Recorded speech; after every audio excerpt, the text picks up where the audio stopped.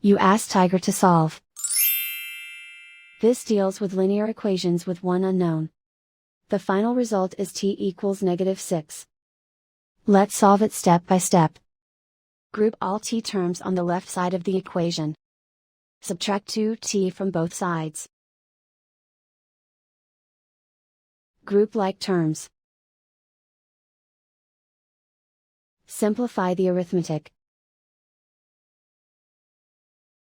Group like terms.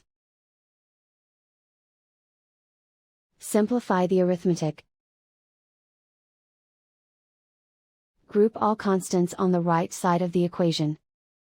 Subtract 1 from both sides. Simplify the arithmetic.